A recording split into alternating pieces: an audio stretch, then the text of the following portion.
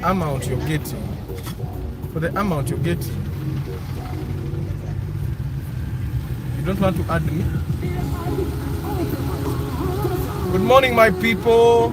It's a question Friday.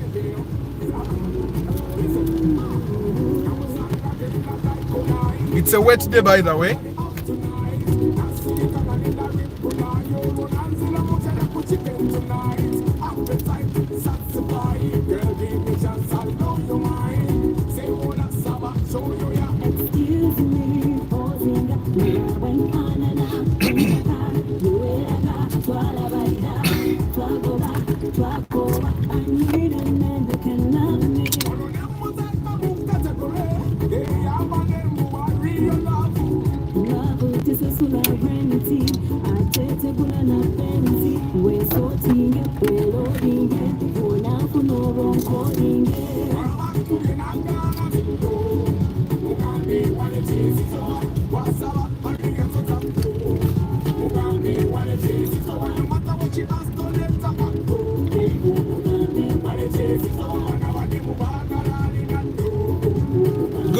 Good morning, question Friday na ro masuze mutya.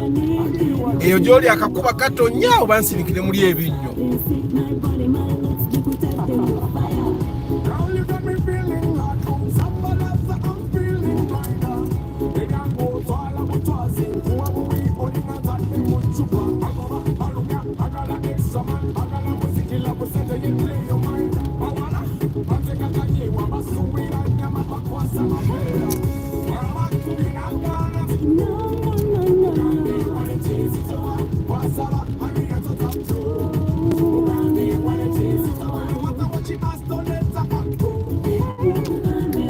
Good morning, Antonio. Stanley, good morning. Derek Lule, good morning. Joshua, good morning. Egro Joshua te wana biseko. Wana biseko.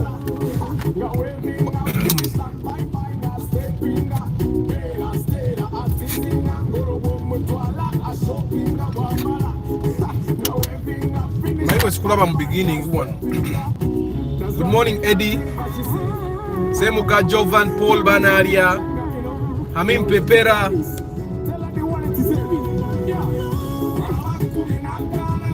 Agaba Francis M. Bruno Chiyemba.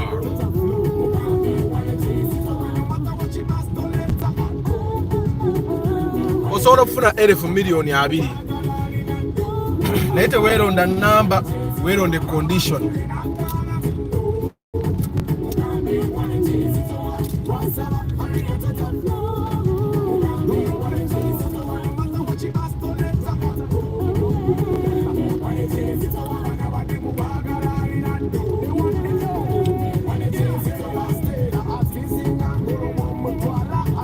Nangobi Shamim, good morning.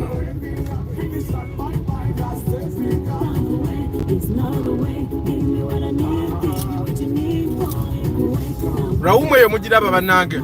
Njagala mugyetegereze. Kanzuminge muko. Muna atulemesa naye. I want you guys to look at that room. Mujirabe engeri gyetambulamu.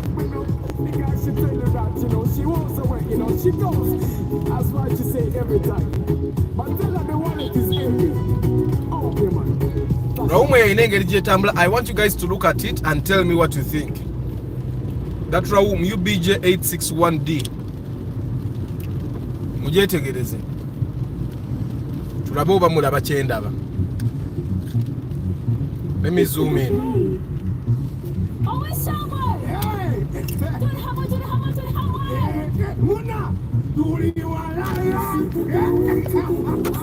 Do you see what I'm saying?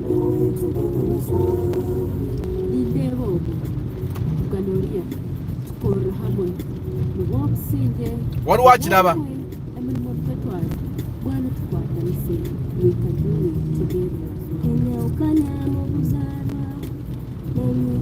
Hashim, good morning. You get it more?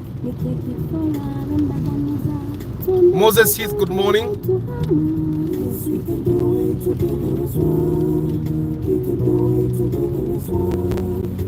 Mwina chemulaba ku rawumu ye banange.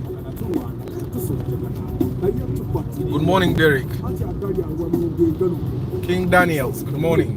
Is anyone seeing that Raum? Raum where yezina?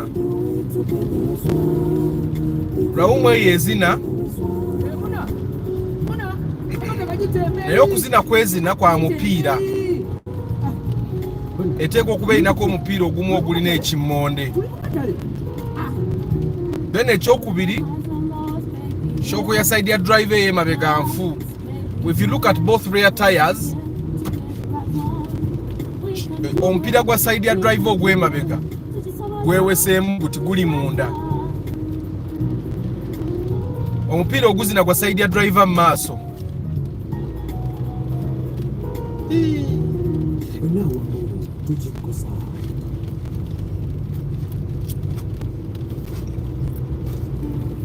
simanyi oba mukirabye. When you look at the tire side ya passenger y'emabega guli bulungi, guno guguddemu munda ogw'emabega. Anti kati muyiga inspection, so that you know why someone can actually look at the car n'agireka. Ogiraba bwezina emmoroka eyo temunagiraba nti ezina. Omupiira gw'omu maaso ogwa side ya driver guliko ekimmonde guzina.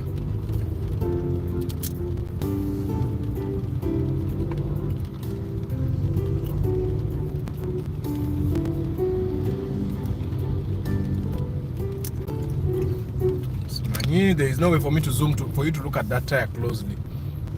Naye guzinira nno ddala.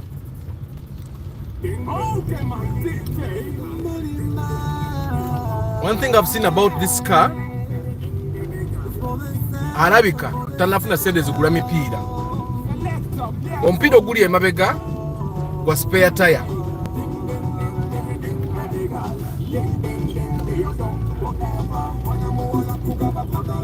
Then oguli emaaso oguzina, kitegeeza omupiira ogumu gwafa n'ateekako spare, ate ogwokubiri omulala ogw'omu maaso ogulinga omulamu nagwo mufu.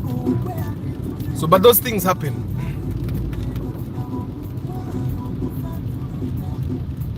Kinkutte leero. Owa boda abadde atise ebibaawo.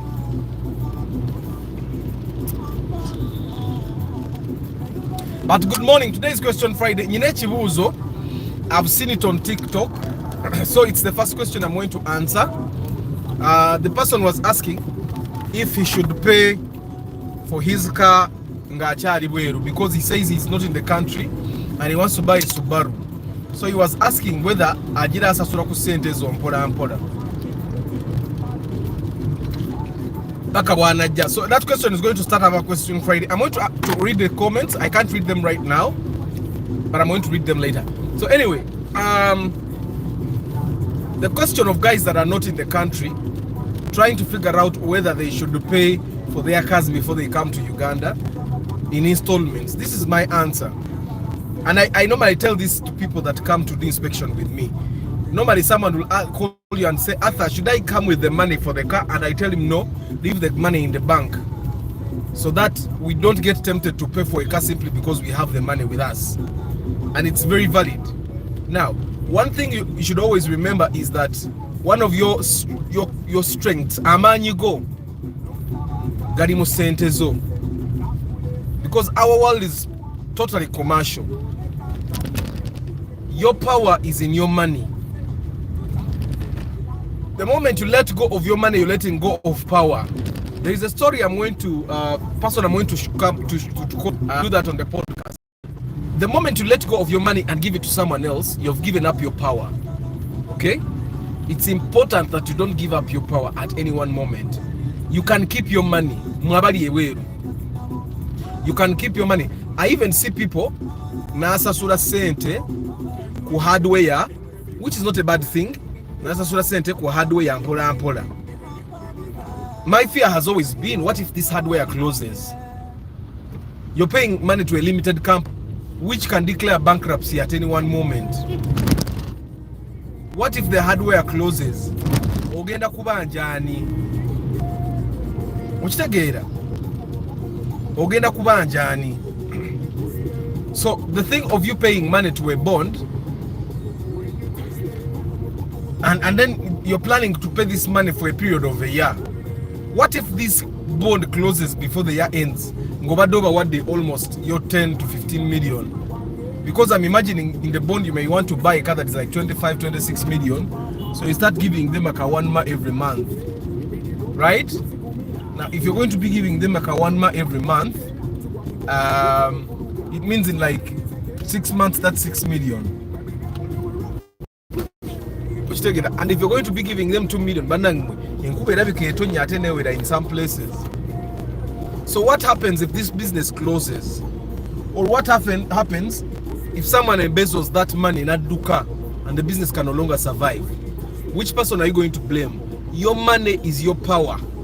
That's why I normally tell you guys, you should not even tell me to inspect a car for you here. No. Only buy a car if there is someone that is going to be using it meanwhile as you're not here. If there is no one here that is going to be using that car, wait, keep your money, come buy your car when you're here. I don't know if I make sense. Your money is your power. If anybody starts telling you, engeri jodi yesimanye UK, mpereze milioni emwemu, nze kuterekere, bono komera ozijja kuba ziweze gwe kyogamba, you don't have financial discipline to keep your own money. Okitegera. The only way you should be letting go of money in installments should be if you have gotten one lump sum in terms of a loan, and then you're paying back that loan bits by bits. That's the only time you should be thinking of getting money, of paying money in small bits. Yakuwezi ze kati gwa omusasule mu mpola mpola. There is no reason why you go wejjako sente zo paka. If you're really scared of using the money, fix it. Get a fixed account and then deposit that money every month. But you don't know the power of having money. If you have been in a position where you looked for 1,000 to the extent you will know that the power of keeping your money with you is very important. Good morning, King Daniels. A happy fruitful day to you too. Matembe Abdul Nasa, Charisima Rogers. Can I get a Subaru Impreza in good condition at 18? Yes, Charisima, 18 million is good budget. You can get a very good one. UB series. Because I know now Ugandans want UB series. The US series. You'll get UB series like a 2008, there, 2007, 2008, probably 2009 or where what you so your budget is not bad. Good morning, Paul. Obukono bufumna Paul nedda gubadde mupiira gwe gubadde guzina. Ate obukono bulwawo okuzinisa emmoroka bwe butyo. Obukono bukubaganye. Buluyirawo ddala emmoroka egenda okuzina olw'obukono ng'ate buba buvundu nnyo. Obukono butera kukubagana. Paul, by the time akakono wekakubaganye wekazinisa emmoroka, mama nnyabo. Ayayayaya kaba kavundu. Sareri Joshua, good morning. Hamim Pepera. If I own my own business, at what stage is it advisable to purchase a car? If you own your own business, there are 2 times you should be purchasing a car. Time number 1, if the business needs the car. If the business needs the car for business, buy it, and it can afford. The business needs the car and can afford it. Second time should be when you have accumulated a lot of money and you can afford to buy a car and not cripple the business. Those are the only 2 times you should buy a car. Literally, it's like the same principle you should apply for you yourself. Nobody employee. Like, you should only buy a car if buying a car will not cripple you as a family or you as a person. Good morning, Balvids. Hi.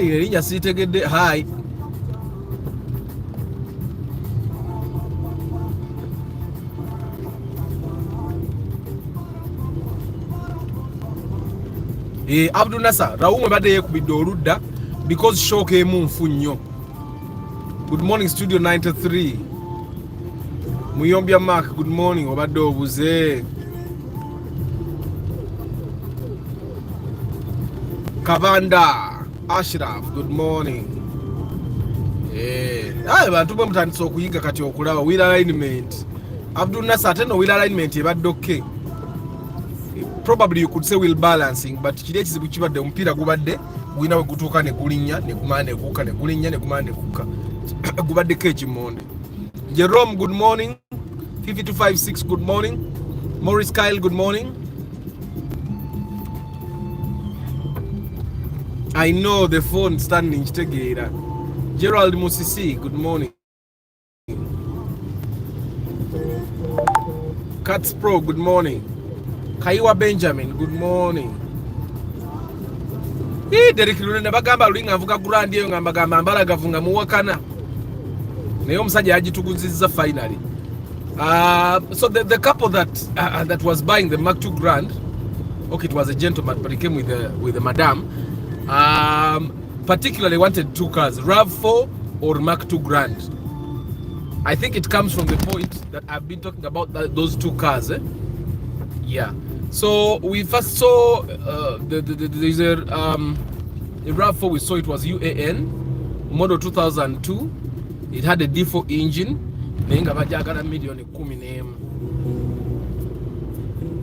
Then we saw another RAV4 short, the old model. Very good condition. They liked it. Still budget near to Jamu. Then we went and saw that Mark II Grande. Okay, we saw that Mark II Grande, and it was like this guy is so heaven. I think they were in love with the Mark II Grande from the beginning, and then this car was literally perfect. The car, you see, the Mark II Grande we bought, just the way we bought it, they drove away. The only thing they have to do is do service. That's all. That's all they have to do. Teina emipira kwejiri interior nunyi ngayo mujiraba AC works. You get so literally there was no work. There was no work to be done.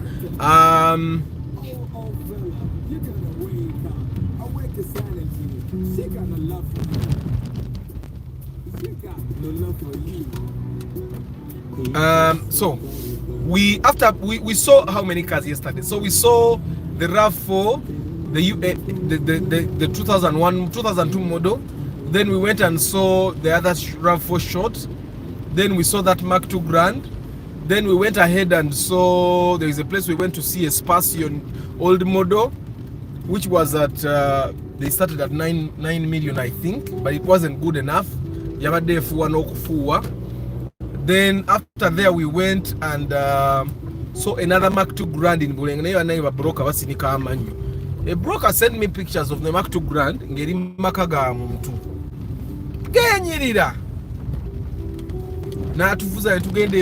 Actually he said Bulenga, but we went to Bulaga.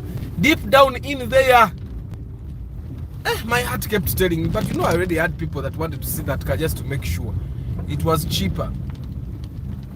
So we went, and at a certain point, because the road was very bad, I told this man, you know what, tutambuleo. And I packed my muruka yange sagara jono. And I packed it and tutambulao. So we reached the Mark II Grande. I think it was the last Mark II Grande we saw. So we saw the Mark II Grande, and I did not even have to check. Nga yachigo enzijizo nankole amatama gonna makole. The bumpers were repaired. Even the roof had a lot of filler. So I didn't have to check that car. You get it was bad. There are cars that I would never allow any of my people to buy, because bogule moro kanga ambie ebegenda kusala. Like if a car overturned, yeah, if a car overturned, it means the driver was bad. It means even maintenance was bad. Now there are things that I want my followers to always have, especially with cars like the Mark II Grande. It's important that you buy a Mark II Grande that has working AC and all. And I knew this one, however cheap it was going to be throwing away money. So what we did, I did not check, not because I didn't wish my person to get a cheap car, but because cheap is expensive in the long run sometimes. So someone told me about a Mark II Blit. For the guys that don't know what a Mark II Blit is, a Mark II is the Mark II Musota but in a state version. Very comfortable. However, we were in the broker in the car. We were with the broker in the car, and then he started making phone calls. Battery. Now, if your car gets to the point of not having a battery, it means it has been parked for some time. And then there are people kept when someone starts saying those things, then I'd be asking myself whether it's worth it to see the car. The impression of the pictures on the phone, it seemed like the body was over repaired. When people are taking pictures of cars, they try to take the best angles. You get. So if this person took the best angles of their car, and still even the best angles show you blemishes, then what do you expect when it finally comes? And then the broker kept saying, and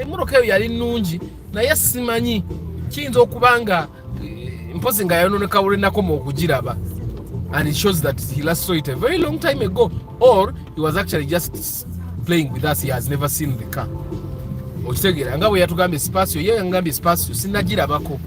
So we reached the Spaso ngefuwa engine babadde bakagikoramu naye era kitayike yagikola oba yagikola bubi oba si kyekyo bagikola then omuntu n'agivuga bubi in the first days neddamu neefuwa. So but overall these guys had already liked the Mark II Grande. We even saw a Primo old model. The Primo old model which would have been in their budget, but the Primo old model had body work. It was also very good. Interior was good, but then it needed to be sprayed. And then after seeing the other Mark II Grande, you could see these people that they were not really interested in seeing any other car. Like, it wasn't intentional. It's not like they intended to not want to see any other car, but their interests were already somewhere else. So we would get to a car and like the lady would sit normally they're interested. And yeah.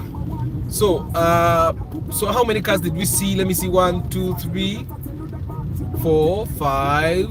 We saw 6 cars yesterday, and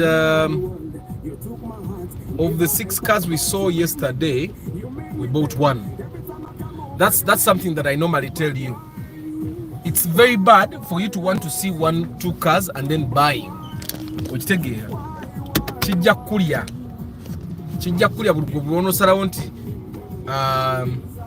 You're going to look at 1 car and then decide.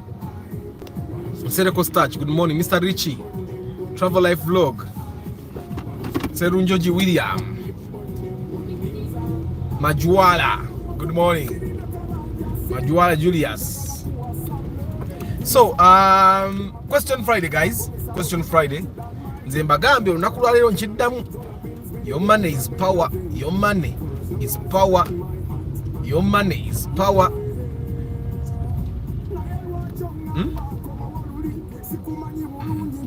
Your money is power. Gwe buwonobeera nga sente zo oziwa abantu abalala. Gwokwate milioni zo 10 oziwa omuntu omulala. Mbwazikuterekere. Keep your money. And let me tell you something. You may fear nti bwe naaba ne sente ebigwa bitalaze bijja kujja bitwale sente ezo. It's okay.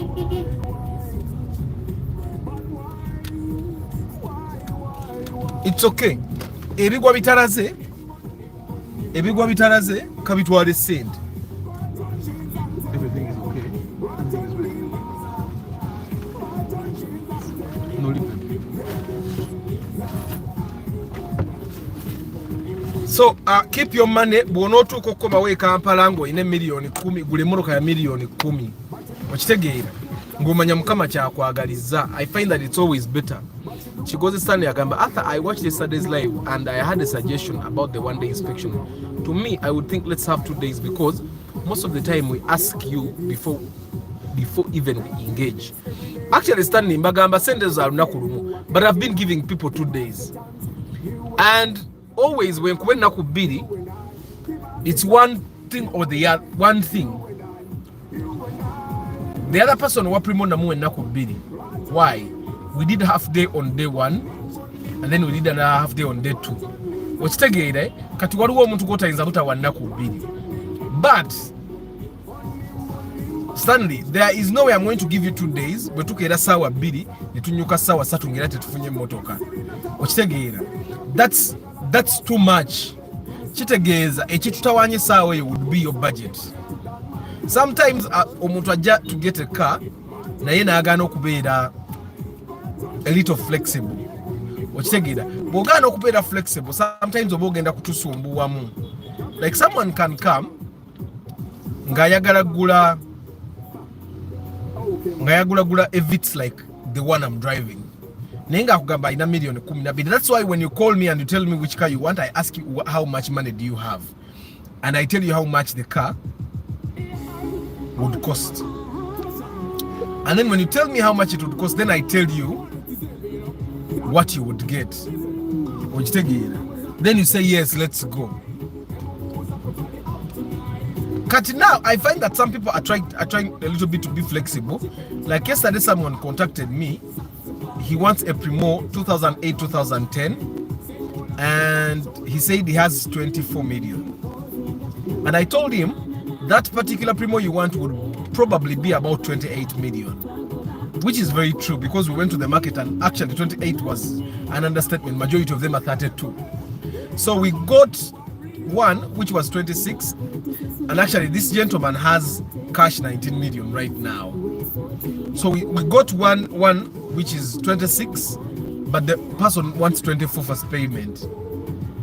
Then at night someone sent me another one which is 26, very good, but it's in Ishaka. You guys know where Ishaka is, and this person wants cash, but the car is in Ishaka. You get. So we have one option: collect all the money to Malozifuna, and this gentleman says in a week he will have all the money together. So collect all the money, have it together. I can have my mechanic go there, talk to this person, but ekimwa mafuta bajivuge bagirete Kampala. Tumusasule wano omuntu sente ze addeye Ishaka oba agule moroka gyayagala ogula wano amala addeye Ishaka. Okitegeera. So that's the only option we have for that guy in Ishaka. Guy nampereze endala broker eri Kampala naye ya 28 million. Okitegeera, eh? So you see, like now, there are instances where I would definitely realize that okay, right now we have to do day 2. But what do abantu abamu stand besigenda kuwa day 2? Ng'omuntu oyo akusumbuwa. There are people that definitely agenda kubanga akusumbuwa busumbuye. Okitegeera. How much will it cost me? So I will come with the right money, but I might fail to get right admiration to my eyes and end up trying on the second day. Antikat Stanley, admiration for your eyes in terms of what? Those are normally the particulars I'm going to ask you. If you're going to have like preferences, I want purple color, I want blue interior, I want Android radio, I want steering controls, then you have to have the maximum budget for that particular car. Kitegeeza senga kugamba nti moroka eri mu million 35 tobera na million 23 ate nobera picky. I don't know if you get what I'm saying, Stanley. That's why sometimes someone will call me Mugambo Manyi, I'm not going to inspect for you because chigenda kunsumbuwamu. I don't know if you get what I'm saying. Like if I tell you a particular car, the budget is like 35. You don't have 25 and then still be picky. I don't know if you get what I'm saying. You see, like the people that bought the Mark II Grande yesterday, they were picky. But in today's economy, in today's car market, you don't be picky with 8 million. I don't know if you get what I'm saying. You don't be picky with 8 million. With 8 million, tunonya moroka eriwo mu kika ky'oyagala ne tunonya esinga. I'm telling you, I'm being honest.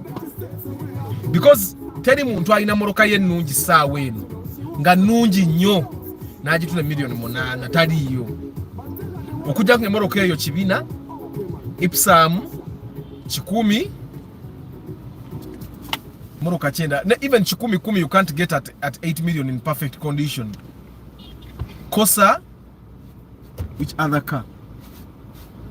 Brown old model. You get that there is a budget for a specific car where you cannot be picky, Stanley. Because Stanley, what you're telling me is that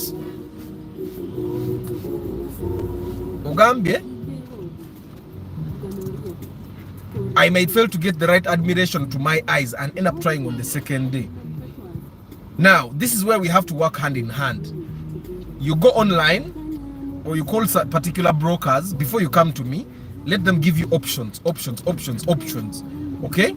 And then make sure that in the market there are actually cars that you might like. Because there is this thing of you wanting to buy a car that you will want the way it looks. But in actual sense, that particular car is not there. It's like someone wanting a red Toyota Wish. How many Toyota Wish have you seen in red color?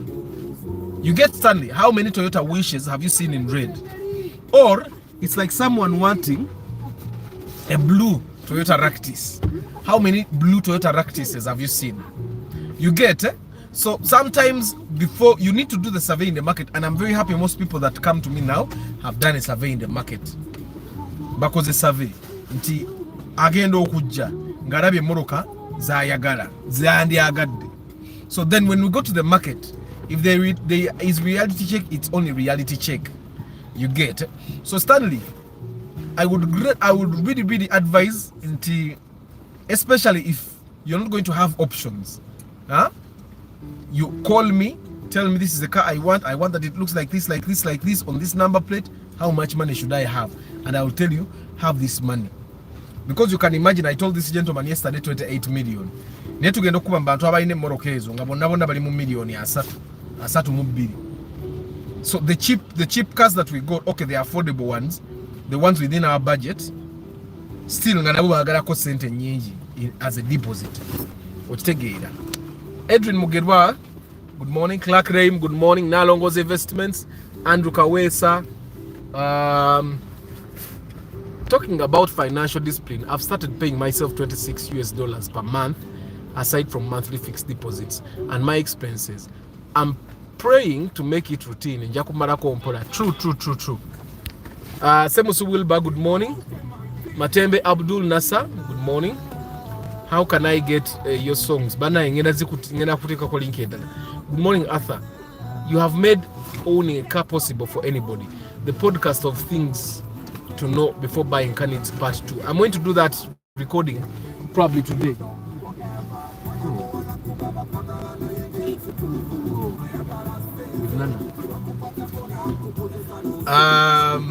Good morning, lovely people. Good morning, Winnie Muonge. Andrew Okuni, good morning. Natumanya Andrew, good morning, Arthur. People guide me because I'm failing to choose between a Fielder 2015 and Impreza 2014. I work in the village where all roads are poor. Buy the Fielder then.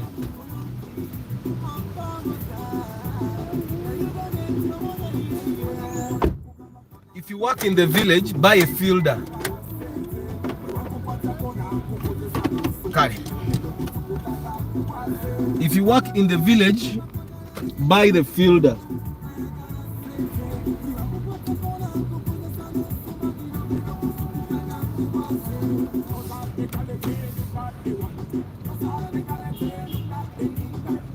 Yeah.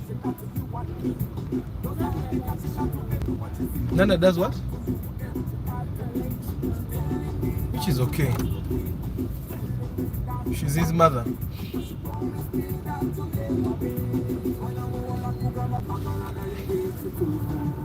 Andrew, Bobo Kolidambiaro Fielder. The Fielder is easier for anyone to maintain.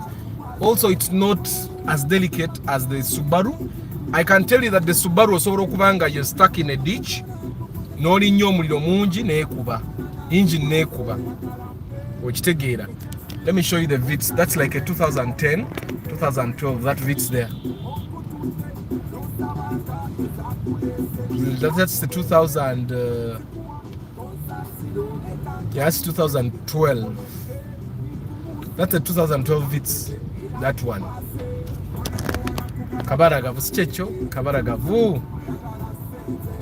Nemunda kanjawulo. Good morning, Africa Carota. Igronabe Africa Carota somewhere yo. How much was the first round for you guys? So, if it wasn't short chases, it wasn't short chases. The person wanted 11 million. He wanted 11 million. Good morning, Solo Extra. Mujunansi Michael. Toyota Rush, a good car or weight loss program? Toyota Rush is a good car. I find that it's overpriced, but it's a good car. So I don't know about Kuzemo Stanley. And by the way, you guys, the reason why I charge 50,000 on day 2, it's fuel. Ezo sizange sigenda zikombako. Ago mafuta yo facilitating our day 2 fetotu wire day 10. Eje mitwale etano Stanley is for fuel. But also that money is meant to help us come to the field when we are ready. You watch, for us to watch as many videos as possible to and decide which car is good for us. I don't know if I make sense. Oleme kujja kunonya muruka nga toli ready. It's important for someone to come to the field when they have made up their mind. Abantu ambajja mu field nga tanna salawo nga ne sente tazirina. That disturbs us a lot. Ne mutambula ekibuga ne mukimalako. Okitegeera. Ne mufuna ne moroke ennungi olumu nga na ya busuubuzi naye ng'omutayina ki. Ng'omutayina sente. I don't know if you get guys. Guys, like the broadcast, you're 63, we have only 20 likes. So normally the pre-purchase inspection is harder for me if we come to the market and this person is not actually ready to buy. What is painful is me actually taking your pre-purchase inspection money netuka ku day 2 nga sente zigule motoka enungi tozirina. Olumu, you guys actually have the tendency to the market n'olaba emmoroka n'olowooza nnungi nga si nnungi olw'okuba yarayisi gwe n'olowooza naawe amurede okitegeera. I think this is the thing that happened to the gentleman gwe twagenda okukeberera ku Primo ne Alex.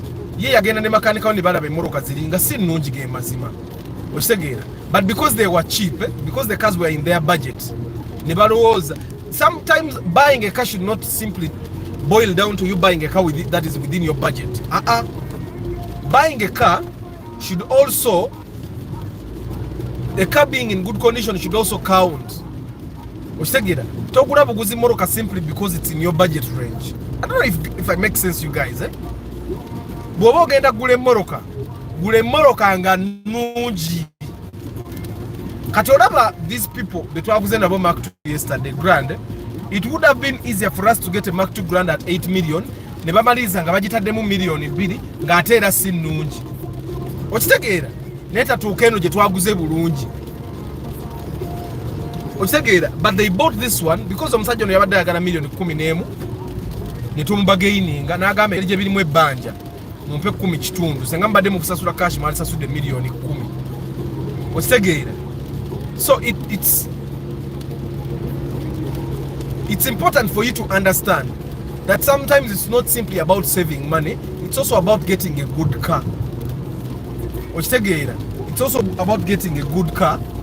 Nti nze nabagamba nze ensonga lwaki seeronda nze moroka kasiteeba nnungi nja givuga nze sigenda kweronda mbu ate njagala fielder yokka ebyawa.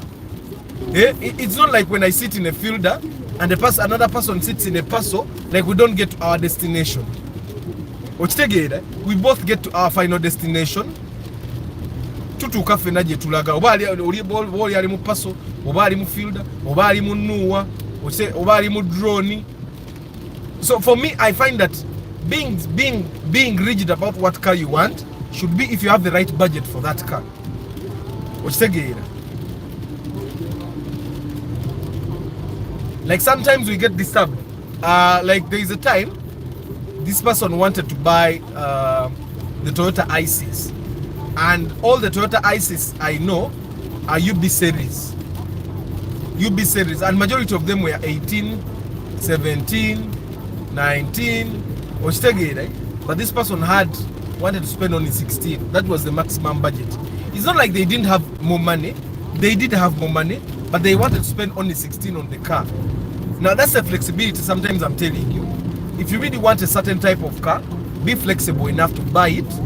Kubanga waliwo emmoroka ezimu nga tezirabika, by the way, nga mu katale oginoonya n'ekubula, kakitegeeza emmoroka egenda kuba ya bbeeyimu.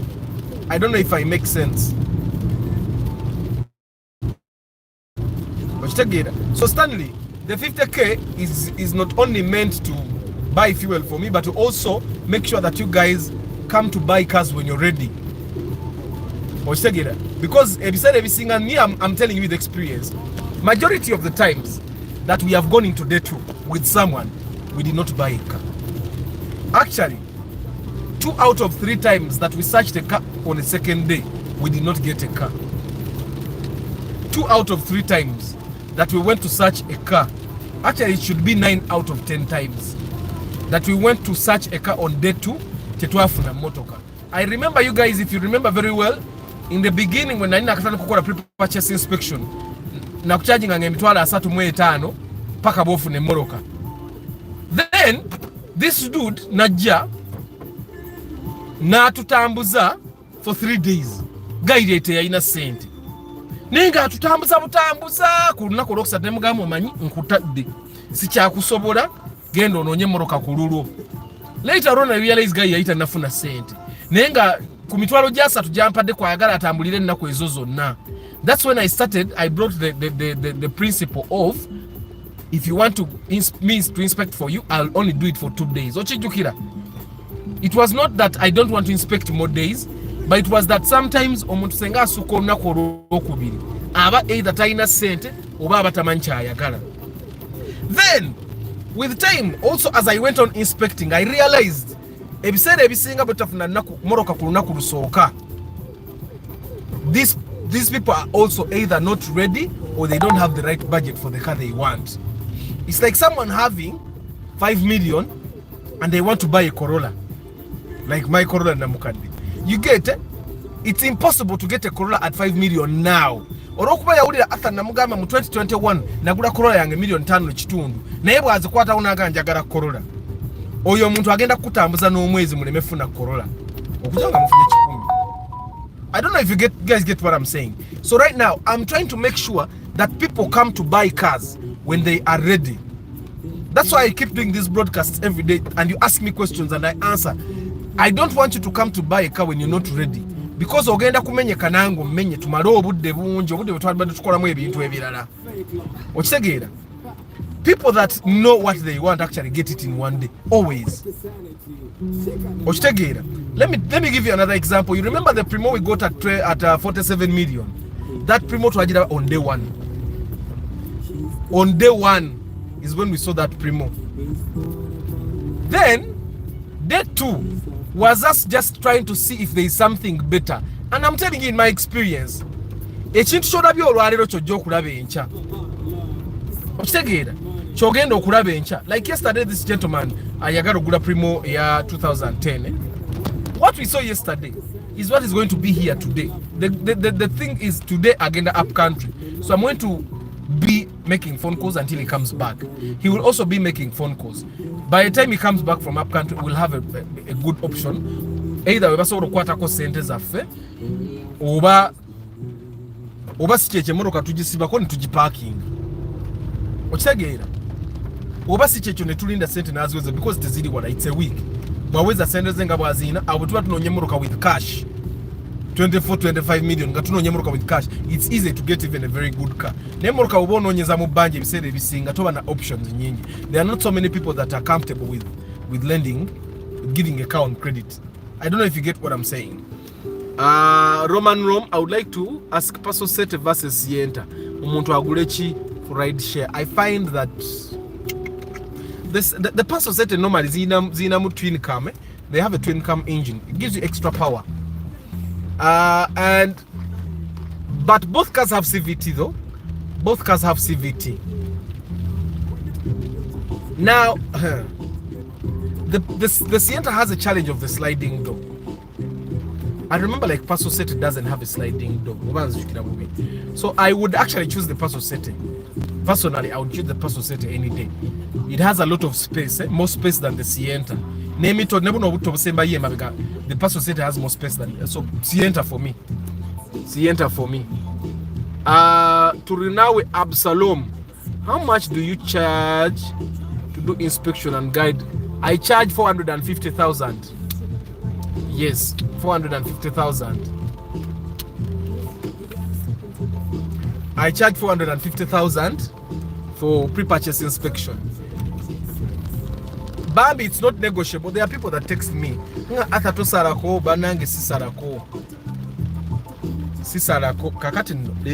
dropping the kids on my own, but I have no idea where to drop who.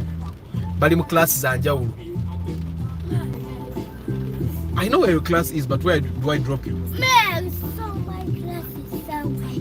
Because my teacher has come back. Your teacher came back? Yes. You have to walk. No, I can't walk with you, Aban. Like, I have work to do.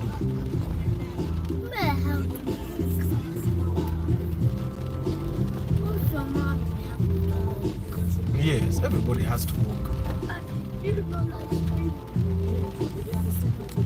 Me? But I've never taken you to your class, Aban. I always leave you with your teacher. So you guys, ngenda bava akoko akadachika ngakamu, and like 30 seconds and I drop these guys. Okay, everybody grab your bag. Grab your bag. Yeah? Your bag is there. It's not there. Ah. You know what? Let me go park there and then we walk back.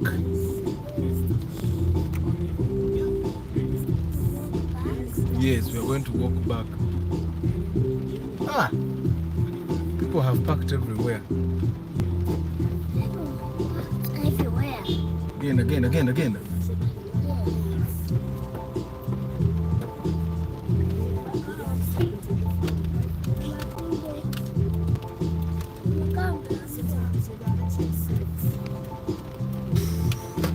But guys, give me like a few seconds. I drop these kids and then I come, we continue our conversation.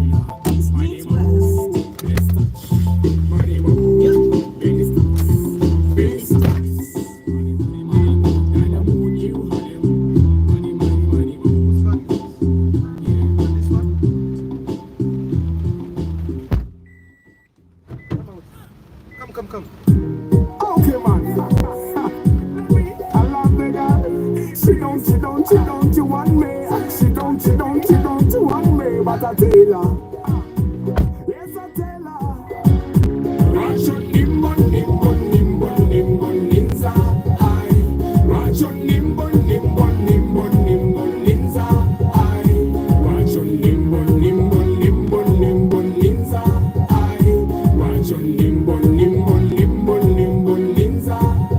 Girl, you my number one. Guasoka na kugama ne bulyo mako bagwa. I tell you that, but you don't care. You don't give a damn, you don't dare. My number one girl, you rule my world. You took my heart, never a part, but you made me beg. You made me beg. Every time I come over, you make me beg. But why? But why?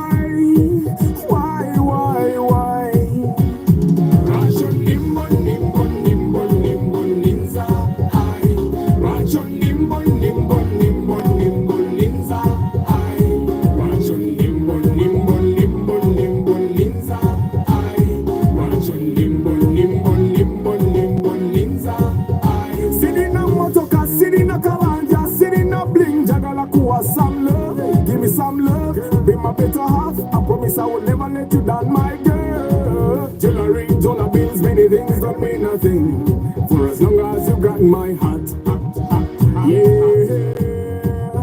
Naye wachongamba koma woluli sikumanyi bulungi njakwetegereza. I say yes, I say no, I say baby let's take it slow. You are my number one girl, you rule my world. You took my heart, never a bad part. You made me beg.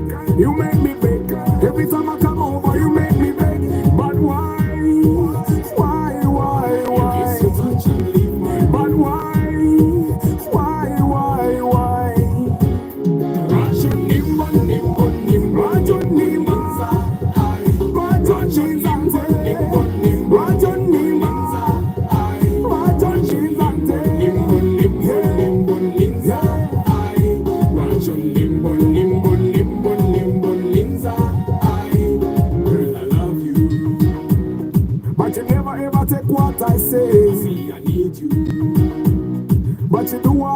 never again. You rock my world, it goes around, around and round. I love you so, I need you so, I never leave you so. Girl, I tell you this every day, every night, that I really feel you, I can't deny. Give us a chance, you and I, you and I, you and I. Give us a chance, you and I, you and I, you and I.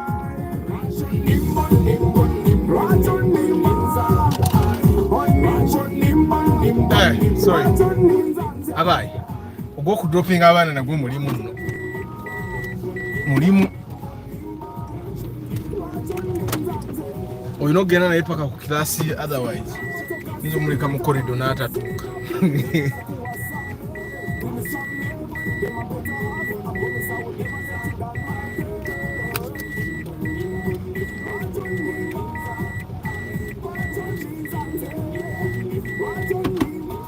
So, question Friday, guys. Tugende maso ne question Friday yafe.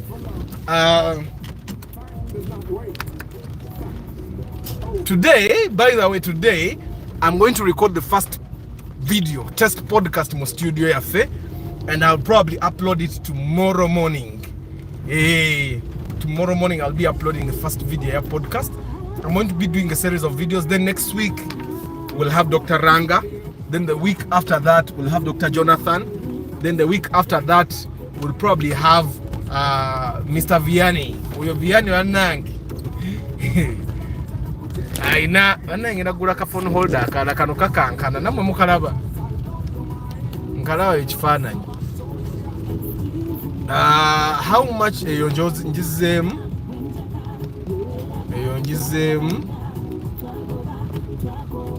Nsamba Joshua, good morning.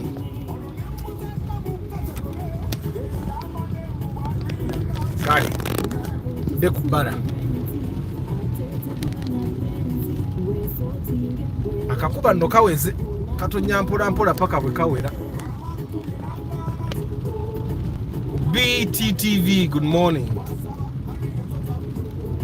I wanted to know about baby car seats. Do you think it's a good business venture or what? You're going to be targeting uptown people. The corporates, you need to understand your target market, and then you need to understand what are their buying patterns. Then I find that baby car seats are sort of like they are a long-term investment. Baby car seats are not something you're going to invest in in the first year. You're going to use it to use a lot of content. You're going to educate your people. Okay? You're going to educate your people. BTTV. It's a very good one because abantu bazaala buli lunaku.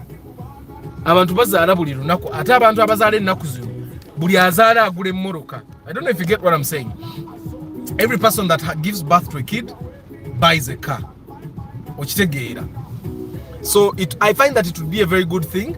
It's going to be something that will eventually work for you in the long term.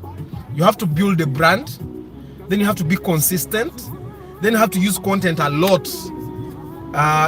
In terms of you building a brand, you have to create a website, get online vendors like Jumia to sign you on, safe border, safe car, so that like they can deliver these things. You need to create a very comprehensive marketing list. Kakati BTTV, I'm talking to you thinking that togenda kucheyi is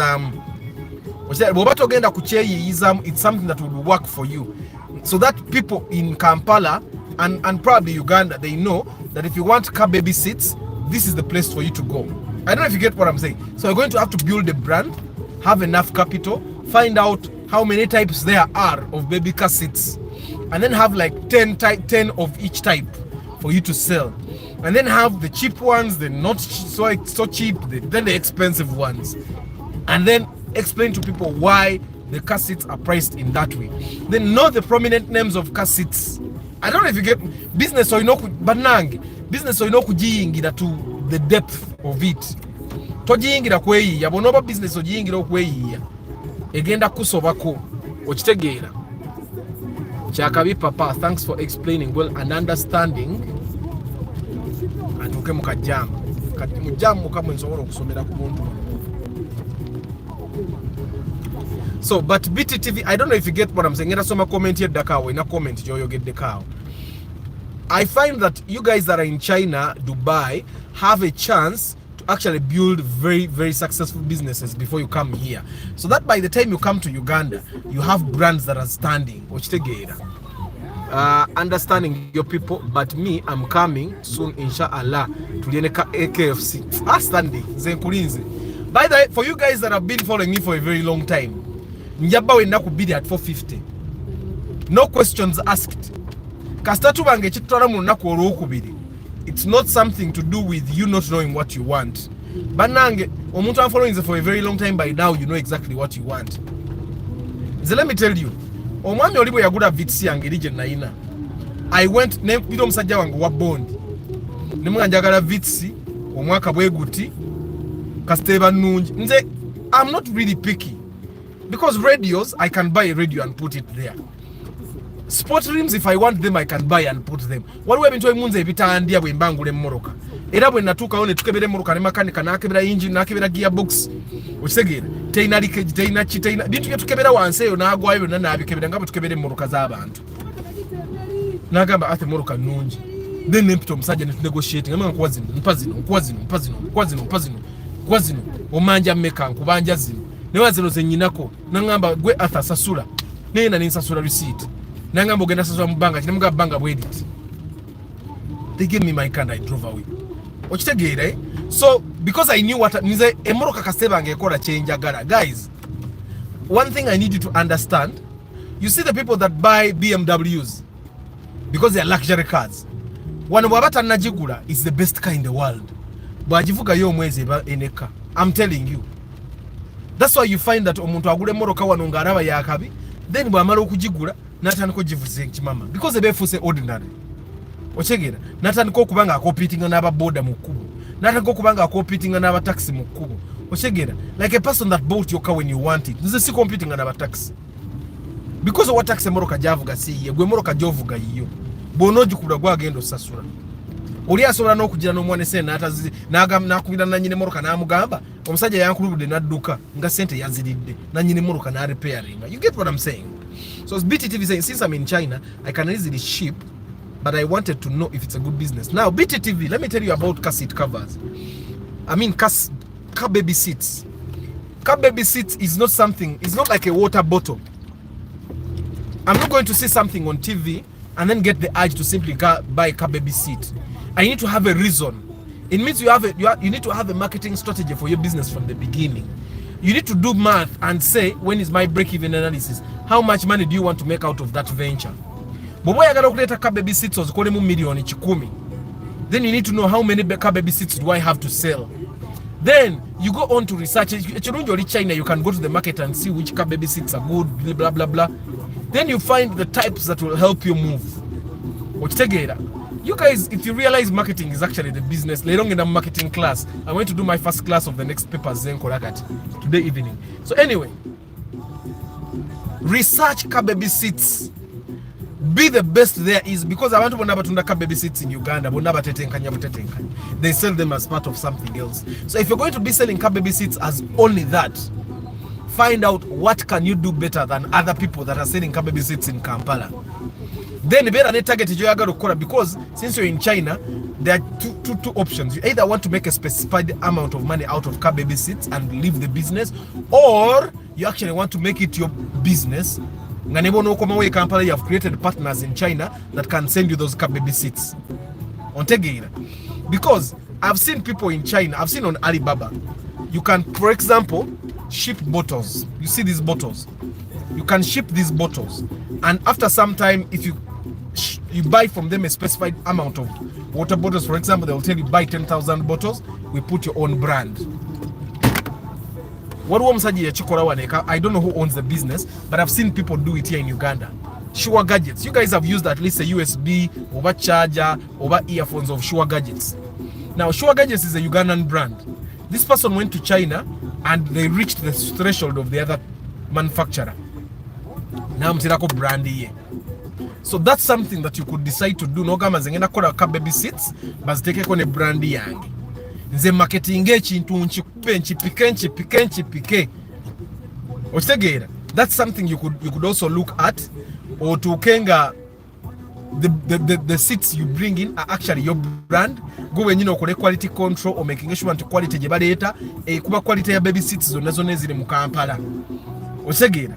Then that's something you should do consultation for, and then we talk about it. But it also depends on how much capital you have, because ojja no kwesanga if you want to make like 30 million out of the car baby seats, you need to have like stock of 20 million or 15 million, and then ku 15 million ezo zigula ogateko shipping, taxes, ogateko wogendo okuta, because you can even sell from home. Ngagwe your online shop, you stock your car baby seats at home, and then you do online website, no kwesa Jumia, no kwesa GG, no kwesa whatever online platforms you have, no marketing, are using Google ads, using Facebook ads, and then you push this product ochitegeera, right? Yeah, so that's something that you could also look at. I think I'm getting off now. I've literally said everything I needed to say to you. Chimalecho. Good morning, Modric Cats Pro. Papa, tuogereko ku side hustles abavubuka. Which ones and how they operate? Side hustles will depend on what you want to do. Now, I want to make a disclaimer. I'm not a business consultant. I'm a marketing person. And being a marketing person, I see opportunity in literally everything. I see an opportunity in everything if you have the right amount of capital. For example, there is a gym, Bajita Marcos Gym in Erinaria. Marcos Gym, Origa, you're investing in Bugari, what gym. Do you know how much this guy asks for? Subscription, annual, the smallest bundle, ya package, ya million B name to Kaga annually. Kweza million B name to Kaga, ofuna call Nakurumu, or exercise Kubugari, Namuli in a group. 2.6. And his packages go as much as 4.6. Which again, but Marcos Gym, I'm sure yatandikanga hustle yebali, then there potential na investing a lot of money.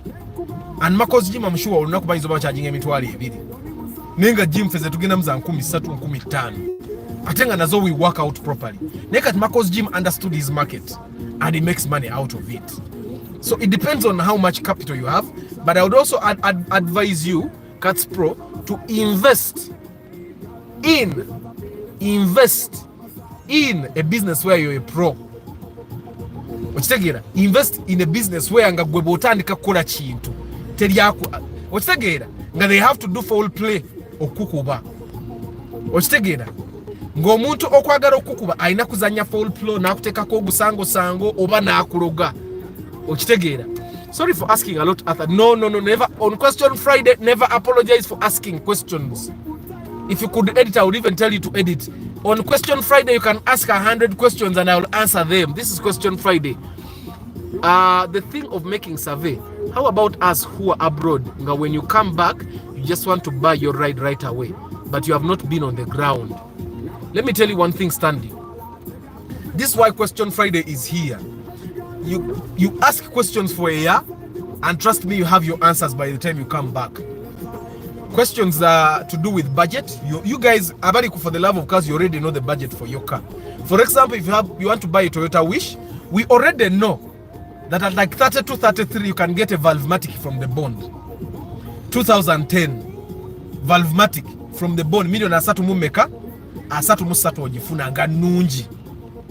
Ochitegera.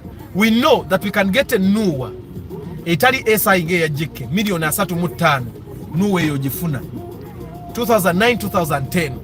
We know that you can get a fielder at the same budget 33 to 35 from the bond. We know that now Impreza zili nazo milioni 3.5 from the bond. We know that the Spacio is no longer in the bond. We know that instead of a Spacio you'll get a Paso Sete. Kati, I'm sure now for guys that have been on For the Love of Cars for some time, there are questions you already have answers to. Now, if there is a question that you still have and you want to ask me, you can always ask me here. Always. I'm open to answering. And you can always know you don't have to go with Arthur to buy a car. Osoro genda weka obana ofuna yo muntu makanika go wesiga nemugenda nemugule mmoroka. Arthur tazimba mutima. Okitegera nze obutazimba mutima kyekimu nsonga laki mukama abadde blessinga nti omuntu omulala bwafuna ekirungi nakuteeka mu ssaala ze ne bwoba tobadde naye esaale ekola. You guys have been telling you time and again, the one way for you to get blessings from God is to get many people to pray for you. Okitegeera omuntu kyomva mulaba nti abagagga ebiseera ebisinga abeerawo nga tasaba na kusaba talina kyakkirizaamu. Jeff Bezos teyeetaaga kusaba. Do you know how many people are praying for Jeff Bezos? That's how he keeps getting blessings. Bw'ofuna abantu 20 nga buli omu bw'asaba ne Arthur oyo muwa omukisa. The things you say here on the broadcast, Arthur mukama akuwa omukisa, that's all I need. Okitegeera. So suddenly I don't want you to even worry. I've told you time and again, if you have the right budget, day one is enough for you to get a car.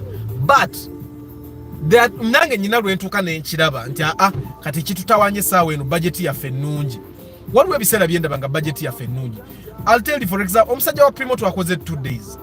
Naye ng'ekyatutte mu 2 days, it's not like the cars were not there, but yali misguided from the start. Yagenda ne makanika ne banoonye emmoroka ne baziroinga down on bad cars still. Kati nganze wadde wa maziroinga ku mmoroka nkakweze emmoroka 2 nga zonna mbisiiza kulonderako n'emu. Ne tufuna emmoroka esinga ziri emmoroka n'agigaana. I even took him to the bond. Ku sente ze yaŋŋamba z'alina ne bazikkirizo zikwata. And then eventually he told me, you know what, Arthur, I have 15 million, but I still can't let go of all the 15 million. Kati nga mazima sinalaba muntu ayinza muwola mmoroka mpya ng'asasuddeko million 15. Ate n'agimuwa because Paso Sete, for example, erimu million 2728. Abamu babadde bagiramula million 3. Naye nga nkimanyi million 27 tugifuna kuba twagifuna million 27. Ng'ono agimuwadde ku million 25 ng'atakkiriza eko million 15. Nga mbutuufu ze siraba wala wengenda kujja because abalala bonna bonna kubidde nga baagalako million ameka nga tufunye n'omu ku bondi we bakwatako million 10 na meka ate n'agamba 15 azina netayagala zejjako zonna. I don't know if you get what I'm saying. Kati awo twatuuse nga nnyina mutabuti nga nnemye ne tufuna practice ey'obusuubuzi yabadde ku UBJ nga bagyagala million 16. Okitegeera na and the mechanic was saying after what tugende tulaba obuno omusajja ono bwetuba ne million 15 zaffe eza cash azikwata omusajja ono afune mmoroka. And I told the mechanic, you know what, saagala gendeyo because omusajja akugambye ne million 15 zalina tayagala zonna zejjako. So it does not matter how good a car we will get, if it's not below 15 million tagenda kugula mmotoka. Nga nkyogera ng'omwami oyo atuddeawo mabega akola ki alaba. Kati waliwo situations olaba ng'omuntu agenda basumbuwa busumbuyi, okitegeera awo nga nkuta. But wabawo ekiseera wootuuka n'olaba ng'omuntu sente z'alina zirina okugula emmoroka eyo naye ng'abantu bonna abaliwo babaseera. Awo nkugamba omanyi sooka ogende ewaka tukeere enkya tuddemu mu katale oba si ekyo ng'emmoroka mugirabe gye mwagala naye ng'oli akalubya because of brokers. So nga nkugamba ddayo eka tukeere enkya tumunoonye ng'ali eka nga ababroka bavuddewo tusasule emmoroka eyo. Okitegeera eh? So kisigozesani, I don't want you to worry. I'm a person, I'm a human being. Era nange wabawo lw'otuuka n'ojja n'ogamba omanyi Arthur kiganye naye lwaki tetugezezaako ekyanga nange nkiraba twetaaga tugezeeko enkya. You get what I'm saying? So don't worry about that. Nange ndi muntu nsanje phone solutions. How are you my brother? Adams, good morning. Sunny, but how come the Vitz is almost the same look as the Yaris, although anti-Yaris, these people when they're creating cars, they create for different markets. The Yaris is for the European market, American market, Japanese market yebera ne Vitz. Ate fe moroka zetufuga wano za Japan. Katujja kwesanga nga moroka kye yauka. Like you see the Starlet, the new Starlet in Uganda. It's called the Starlet in the African market, but it's actually a Suzuki elsewhere. Why? Because Toyota bwe yafuna partnership ne Suzuki, they know that in Africa Toyota sells more than the Suzuki, so they rebadged it. Nebagita Starlet. It sells better. It's just, that's just the way it is. Edwin Mugerwa, Arthur, compare the Vitz with Ractis. I think Vitz will give more sense. First of all, I'll tell you that the Ractis bagiseera. Ractis bagiseera nga ate the Ractis and the Vitz literally have the same engine. Bosanga Vitz ina 13 eri mu Vitz eri mu Ractis. Then 15 eri mu Vitz eri mu Ractis. 10 eri mu Vitz eri mu Ractis. Because both these cars have 1 liter, they have 1.3 liter, then they also have 1.5 liter, but they are the same engines. It also looks like Vitz ngerimu 1NZ ne Passo ebiramu 1NZ yemu ochegera. So it's me, I personally I would only buy Ractis if it's a 1.5 liter and at the same price of a Vitz ochegera. The Ractis will just give you a bigger car nti ovuga ekibiri kinene muwe. That's literally the only benefit you would have. But personally, I think I'm comfortable with the Vitz now. I'm not even thinking of like obanchu usengule kumoroke nene. I don't. I think nze just ndabika kati matira ntuka butusi omutima gwange negumatira me, I'm comfortable with the Vitz. Ero munne bajja nagula moroke eno jennina. I'll definitely go and find another Vitz. And the chances are high I'll drive a 1 liter because the sida barachingula 1.3 or 1.5. That the 1 liter is cheaper than the 1.5 or 1.3. Atenga zona zigenda kumpa mileage GM. Atenga nzenga Arthur. I don't need the extra power. Ochitegeera. Abdul Nasser network yange nga nungi Abdul Nasser. Nenda nungi. Jeremy aga morning Arthur. It's the first time I hear people inquire about RAV4. Actually people inquire about RAV4s, Abantu bagala RAV4s probably because I've been talking about the RAV4s a lot. But people like the RAV4. Actually, Jeremy, the RAV4 we bought has the engine you did not. No. The RAV4 we almost bought. The first RAV4 we looked at yesterday has the engine you guys did not like. You remember the default engine you did not like? Jetwago banga mu RAV4 zili. Kati RAV4 zingezili mu katale zina engine yeyo. There's even a maroon RAV4 that is being sold. It sold TV. It has that engine. Which are because people prefer the engine we bought with your RAV4. People will see a RAV4 that is like UBJ. Gabajitunda laisi. Engine D4. It's not a bad engine, but the engine jetwagula yesingo obuwangazi. Okitegera. Era ne bobo genda ku upgrading engine. Emoroka bagitunda mangu atera bagitunda ka beyimu. Ebitambula mangu okusinga zine za bulijjo. Kambazeeko kubala bantu bange. So question Friday, guys, keep asking the questions. I'm going to answer all of them. Good morning, John. Council Patrick, good morning. Omolimo Andrew, hi, how are you? Arthur Paso Sete zitera kutambulira mu bay QB series. Anti Paso Sete si nyingi nnyo mu katale. Naye gwe beera nga okimanyi nti empya mu bond so if not 27. Okitegeera. So if not 27, what about bagitunda 28 depending on the kati eri by the way twagula 27 twagula 2010 naye yalimu yokka mu bond but we bargained it down ne bagitwa ku 27. Abantu abasinga 27 bayi batunda 2008 models okitegeera. So it just no 27 no kwambuka wagulu eyo bond yogifuna. Kati awo soboloka nogenda 20 21. Of course the Paso setters are not very new, very many nga nkadde because of motoka bupya. Crown mujiraba moroka nali ngenda jigulanga eri ku yali ku UAT edam lockdown. Somehow nali njigula milioni 4 ne bajingulako milioni 5 nga nje kubye emizimu. It's a nice car. Moroka butu yayo ya pesa nyiga ka pesa wano ku luggi butu ne yegula ite. Era nga bojiraba Royal Saloon, it's a Royal Saloon. Aban also has homework to do. Stanley Aban akola homework bubi nnyo. Ate okumanyanga bana abaana basomera ddala tubale tugenda mu class Aban ngomulabira ddala is a little worried to go to class like he's going to do work. Oba mama waabwe atambula nabo nga ali sweet nga abatwalayo mu class. No wonder mulekawo. Anti Paso Sete is more expensive than Sienta. Era Paso Sete ya bei muko ku Sienta. But the Paso Sete is much better. The Sienta has the 1NZ engine, which might, in a way, because the other engine yalimu Paso Sete is the Atsu, the 1NZ engine might live longer than the Paso Sete. But also in terms of resale, the Paso Sete has a higher resale value.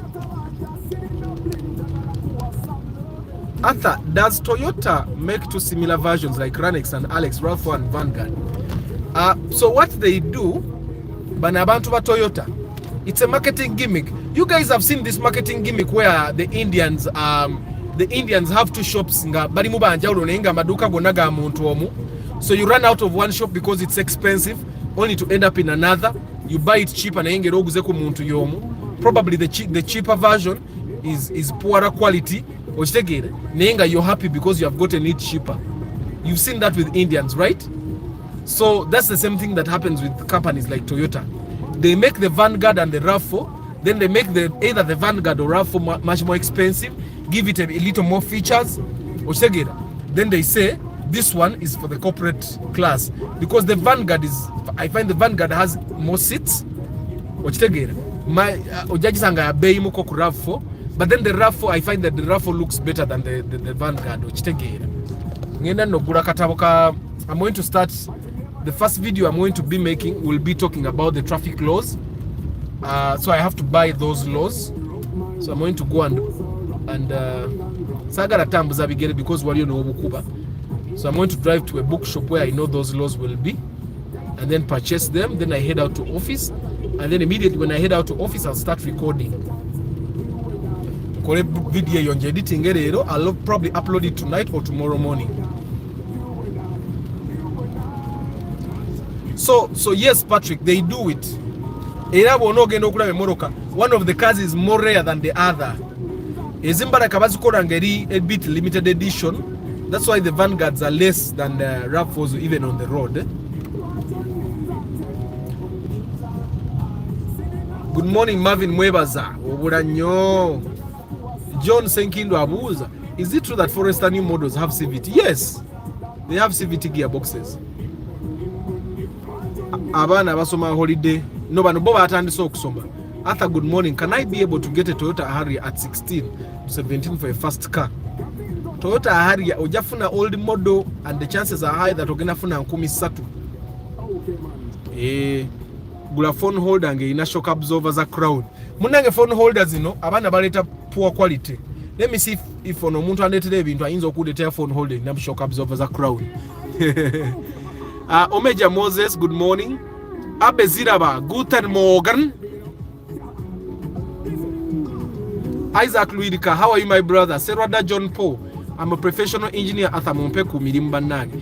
Engineer akola chi omanyi ba engineer bayitirivu. Like Jake engineer azimba oil rigs mu oceans. Then I have an engineer no gutwafuna na fielder yagenda okumaliriza nyumba yange. Then waliba engineer abakanike moroka. Then waliba engineer aba masanyalaze. Oli engineer wa Kiserwadda. Mudopa Joshua, good morning. Chris Fitness, good morning. Council Patrick Agamba, Arthur, I do at least 70 kilometers. Can the fielder be a good option? Council Patrick inzemka kilomita chinana muvitizi. Muvitizi. Katate fielder. Fielder chikubanyo. Good morning, Kambe CJ. Chris Da Vinci, Arthur, my bro wants a new model Toyota fielder in new B series. How much should this be? The budget should be about asola nofuna kwa 23. Asola nofuna ngiringa ejja kubanga UBF, UBG okitegeera. Ajaje funa million 23. Good morning, Arthur. I'm here in DRC Congo, but here vehicles are cheap. My KX 2008 Japan uses around 14. So sometimes I feel like buying a car with Congo plates. Some advice. Ajidudu, I'm going to have someone from URA on the podcast. I'm definitely going to work on that. Ajatu nyonyole morokezo zogule Congo. What are the procedures? So you stay tuned for the love of cars. Hello Arthur, good morning. Can I get a VITS 1.3 at 8 million? No, you can't. Bogula the 1.3 ya old model ojajifuna million nga 12. Okitegeera. Good morning Arthur, kindly talk about fuel consumption Mark 2 Musota. Mpulira njagala nnyo. Emoroka ejja kuwa about 8 kilometers per liter. About 8 kilometers per liter, which is not so bad for the comfort because it's very comfortable. Mubiru Vincent, good morning. Antonio lava Crown. Mane comment ezimunzi lava late. My first chat on the live broadcast, Amina Vincent. Antonio agamba, but if I get 5 million, I can buy it. I love the Crown. Anti kati Antonio ebiseera ebyo biraba. Ebiseera bya lockdown twali baavu. Na amazima gali nti the reason why I wanted to buy that car 4 million was because I had 4 million. It wasn't because the car wasn't 5 million. It was worth 5 million. But I had 4 million. Okitegeera. So I wanted to buy that car the money I had. Ze naina ze nali njagala ogigula. Kati mpite wanze. Nkuba map ya bookshop gye ngendamu. Nkuba map kampite wano. Namwe mulambula ekibuga side gye tubadde tetugendangako. Electrical engineer wuuna abasaba emirimu. So electrical engineers mukola ki? Oberanga fundi, oberanga gundi kamyufu. Oba gwoba osinga kamyufu, what exactly do you guys do? Ononsonyi okubuuza munange emirimu egimu tegiri, you guys are not too particular, eh? Tulina okubeera educated. What do electrical engineers do? Andrew Okuni, Arthur, how well can the 1000cc engine handle long distance travel? Like 120. Yesterday, Nicholas, I think 2 days ago, Nicholas was telling us he have Mutukula. Because Nicholas is a food scientist. So he works in Mutukula as well. And he was driving a 1 liter old model Vitz from Mutukula. He drove it to Mutukula. He was coming back to Mutukula. Watch the again. Good morning, Arthur. Is the Mark II Grande fuel consumption better than the Mark II Musota or no big difference? There is no difference. They are the same because they have the same engine. Victor, they have the same engine. Kati mulaba neyo kawundo. Eyo kawundo nayo kwa 8 kilometers per liter. Na anyway, ebintu byenjogera nabiraba ku moroka ya Vianney, eh?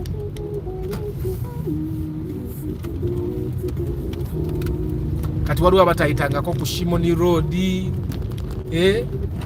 nga mu mbeereyo wansi wa Kiseka, nange olaba ndwawo okuyita yeeno.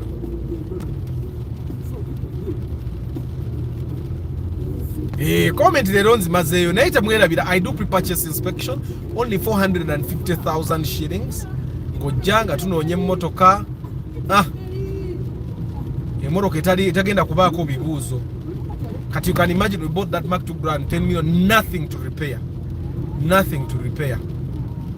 Okitegeera. Ate gye mixer bwe olumu gye tusanga mu field. Tegikusanga tokuba simu.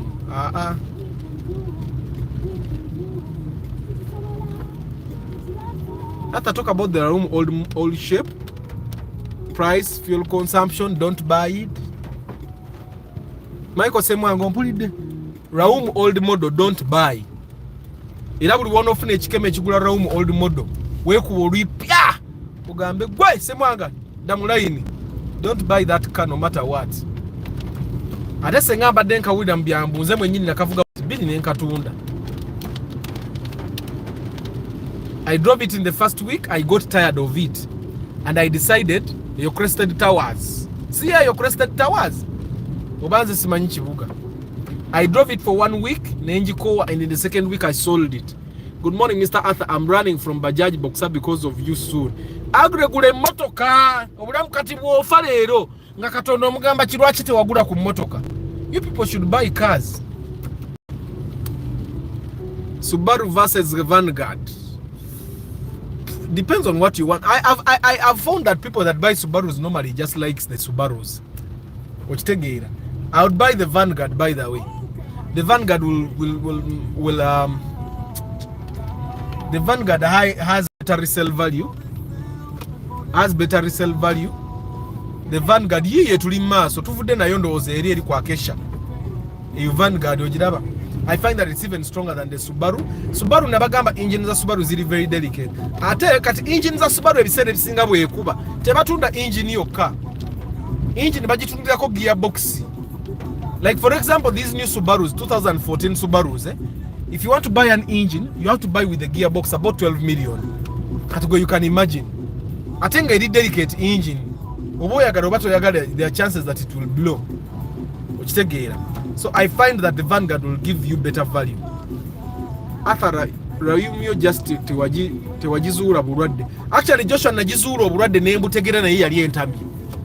Najikola naye yali entamye. Ate sinze nze ka by the way Joshua, people struggle with those rooms. It's just that teboogera. Obwo rawumu obukadde bubonyabonya Joshua. Keetaaga makanika nga gwe okasobola. Naye omuntu wa bulijjo abantu babonyebonye n'obwo obuntu Joshua. Either actually Joshua nzesanga ko omuntu avuga rawumu eyo old model n'agiddamu naye kati oba ngenda parkinga wa kubanga bookshop eri, let me see, can I go down here? Bookshop eri wali. I can go here, yes, I can go here, I can go here, I can go here. Bookshop eri wa, I'm looking for this very popular bookshop. Wengendo ogula obutabo bw'amateeka ago wegenjagala okubasomera. Then bookshop. Bookshop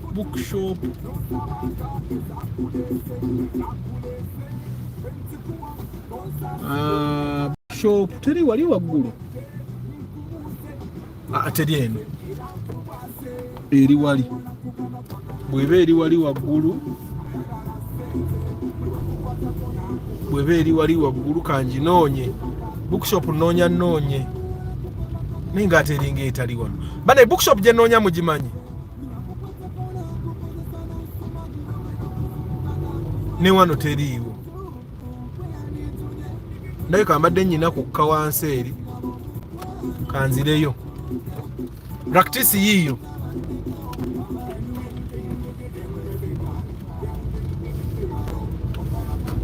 Let me go back. Banage Kampala, you guys need to be able to watch the bupandes. Abapolisi bamanyi okutagetinga mbife wali no right turn, gwe not taking a right turn, no left turn, not taking a left turn. Like whatever one, I can go right, I can go left. But where is my bookshop?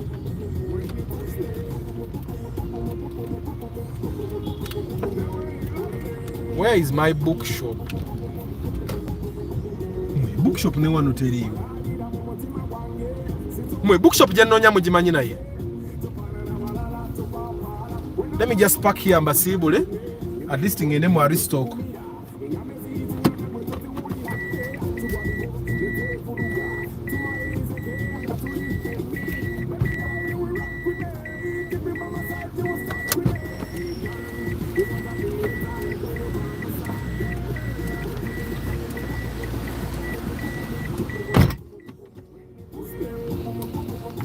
Kale bantu bange, let me park here. Mbasiibule bulungi. Ngende noonye ebitabo. How is the maintenance cost of Mark II Grande? Ate Victor, the Mark II Grande is one of the easiest car to maintain. Tefa. Eringa Mark II musota tezifa. Ezemoroka ebbiri tezifa. Bookshop. Oba eri kuli street eddako. But I'm just going to go to Aristock. Kuba Aristock eri awo ku Cham Towers. Anyway. It's UPPC opposite the church. 101 wembadde. Yes, you know the wind. This is the winter. Omanyize ngudo ngwako ngwe. I know. Opposite the church, kangende ngenda kwambuka wano njinonye. Uganda bookshop ngenda jinonye.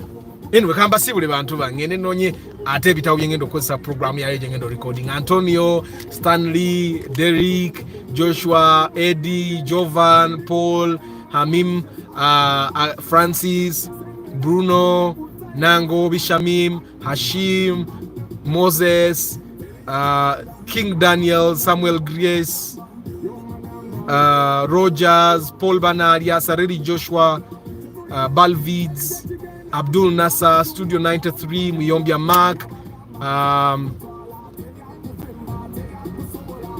Antonio, Jerome, 5256, Morris Kyle, Gerald Musisi, Kaiwa Benjamin, Mr. Richie UG. Bana ite mwera vidankona pre-purchase inspection. Wawoge na gule moro kanzija ne makanika ne tukubo kulaba nga teba kunyangaraza. You can imagine omwami oli yali aronze Alex ne Primo. Abagula morokeze mukweze moroke ebbiri. Yali badde ntandikwa y'okukyawa emmoroka. Majwala Julius, William Serunjoji Travel Life Vlog, Clark Raim, Nalongoze Investments, Andrew Kawesa, Semusu Wilba, Matembe, Abdul Nasa, Kamia Edward, Winnie Muwonge, Andrew Okuni, Natumanya Andrew Africa Karota, Solo Extra, Mujunansi Michael, Turinawi Absalom, Haju Mukuzi Daniel. Ono Daniel Bambi yaguze Mark to Grande. Hanaba Joshua, BTTV, Modric, Cats Pro, Nsanje Phone Solutions, Baba Sekaja John, Council Patrick Asiku, Omolimo Andrew, Roman Rom, Lucky Mose, Mwebaza Marvin, Senkindu John, Dennis 12, Prosi Bravo Sakumazeno, Omeja Moses, Abe Ziraba, Isaac Ruirika, Serwada John Paul, Mudope Joshua, Kambesi J, Chris Da Vinci, Michael Semwanga, Jidudu Godwin, Alex Kakoza, Mubiru Vincent, Muroza Sibamazeyo, Michael Semwanga Nkumbaze, Tarema Agre, Jorem,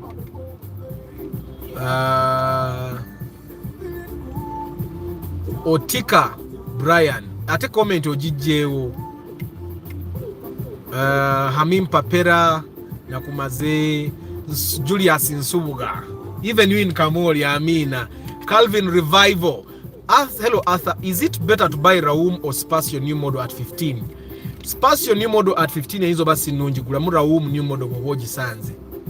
Then era Spacio new model at 15 egenda baru kumbulu naana. No songa ate Raum new model ku 15 egenda baru kumbitano. So depending on what you're looking for, if you're looking for performance, buy the Spacio. If you're also looking for fuel efficiency, buy the Raum. But guys, thank you very much. Namu abali Kamori, I don't take it for granted. Now I'll have a broadcasting later than when we did it. Thank you for the support. Nze buli wona broadcasting obon support nze. Namu abansindikira ba customer mwebale nnyo. I don't take it for granted. Munguleko tracking device emoroka yo asset yo jigulire tracking device. Jigulire tracking device because emoroka yo asset. Bobo wagisamu sene bwezi ba milioni 5 jikuume. Kuba omwana bwana akwate emoroka yo najitwala omulundi gumulo jo kumanya nti milioni 5. DJ Scofield chechiriwo. Emoroka yo milioni 5 bana azitwala bati. Chenade ngamba omwami no gutwaguze naye Mark to Grande. Bwe bana atwala milioni 5 bwoti. Nojo kumanya nti no milioni 5 sente because obozi sonde de banga. Ekintu ekiriwo nti omubbi akwate emoroka yo najitwala omulundi gumu. Bwe moroka giwasondera omwaka. Okitegeera. That's why you need to secure it. Bana mukama abakuume. DJ Scofield soko tubulira programu y'abantu bajje bagirabe. DJ Scofield soko tubulire ndyoke nsibule. Tubulire programu abantu bajje bagirabe ndyoke mbasibule.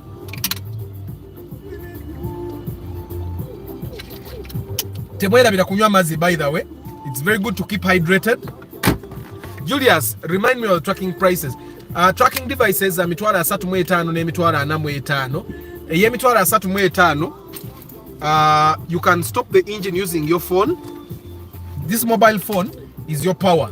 You can turn off the engine, you can track where the car is now or where it's going. You can see where the car was in the past.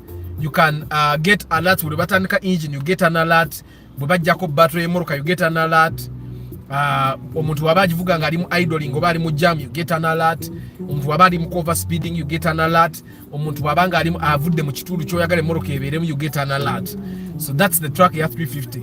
Now Air 450 in a difference etya nti you can call the tracker and listen to the people in the car.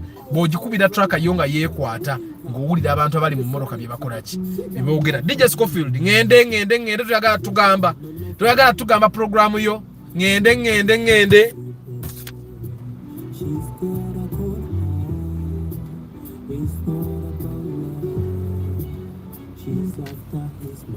Bana guys, thank you very much. Tomorrow broadcast agenda bere saa 10:15 ez'olweggulo. Yes, 5:15. Nja kuba nyina meeting encha. DJ Scofield oli ku YouTube so that we can subscribe. DJ Scofield bakubuuza. DJ Scofield, yeah, I'm thinking you can click his you click ojinonye hii account ya DJ Scofield the incredible. Mugende msubscribing abakuba omuziki. Ate DJ Scofield walize no bako ku podcast yange no kuba omuziki abantu live. Ku podcast. Naye bannange DJ Scofield aganye tugamba program ye mukama abakuumi. I'll see you tomorrow evening. I'm going to do the first video in the studio today and then I'll upload it probably today evening or tomorrow morning. May God bless you guys. Ciao.